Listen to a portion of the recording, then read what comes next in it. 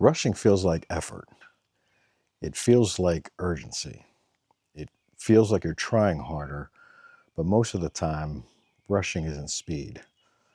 Rushing is fear wearing a stopwatch. When I started seeing things more honestly, I started noticing something a little uncomfortable. I wasn't just moving faster, I was leaving early. My eyes left early, my mind left early, and that caused my body to leave before I finished the rep. And that became the next lesson in the forge. Speed is only useful when presence stays with it.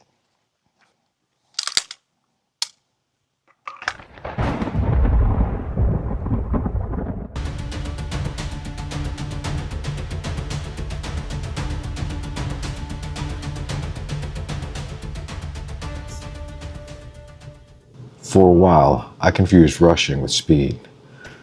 If I felt frantic, I thought I was working hard. If my heart rate was up, I thought I was engaged.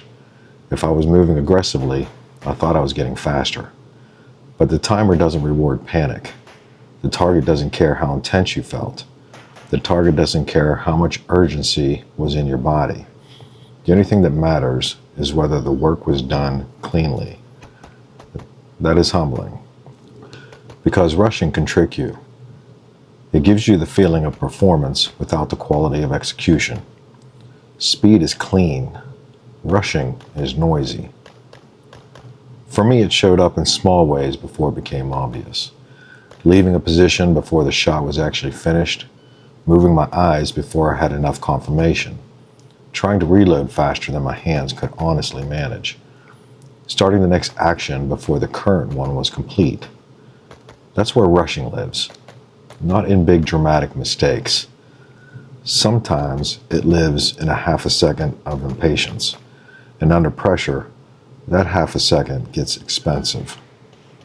The obvious answer is just slow down, but that answer isn't complete, because slow isn't the goal. The goal is to remain present. Rushing came from somewhere different, wanting to be good, wanting to prove myself, wanting to catch up from a mistake. That's why rushing is deeper before it's technical. It reveals your relationship with pressure. It reveals whether you can be present with what's happening, or whether you're escaping the moment. That word stuck with me. Escaping. That's what rushing is. The body trying to escape the pressure before the lesson is learned. The answer became clear. Slow my eyes. Not slow the body, not become passive, not too hesitant. Slow the eyes. Because where the eyes go, the body follows. If the eyes panic, the gun panics. If the eyes leave early, the hands start guessing.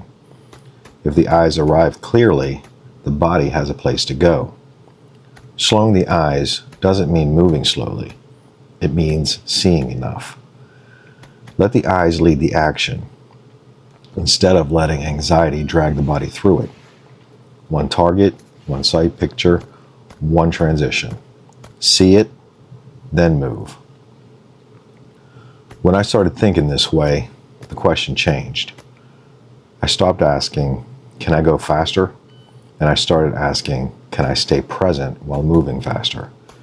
That question is different.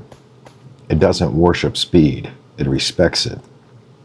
Speed has to be earned, not forced, not faked, earned. And clean movement has a different feel. The draw feels connected, the transition feels directed, and the reload feels less violent. You're still moving with intent, but you're not leaking attention. That's the difference. Rushing leaks attention. Presence directs it. In fitness, there's a difference between training hard and training frantic. You can rush reps, rush recovery, rush the body into what the ego wants it to be. But the body doesn't negotiate. Joint pain, fatigue, bad movement. The body tells the truth, and I have the injuries to prove it. And in life, Rushing a conversation, rushing a decision, rushing past discomfort because silence feels too heavy. We call that being productive. We call that being decisive. But sometimes it's just avoidance moving fast. Presence asks us to stay. Stay long enough to hear. Stay long enough to see. Stay long enough to respond instead of react. That's not weakness. That's discipline.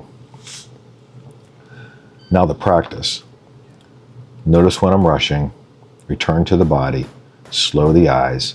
Finish the rep I'm in. Not the whole match. Not the whole workout. Not the whole day. Just the rep. This breath. This sight picture. This step. Rushing says, get out of this moment. Presence says, finish this moment clean. So the lesson wasn't to become slow.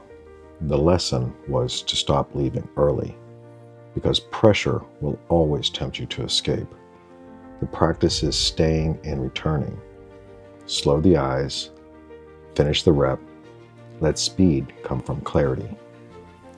The next episode is about the body, because presence isn't just mental. The body either supports composure or exposes where composure breaks. I hope you continue to walk the steel path with me.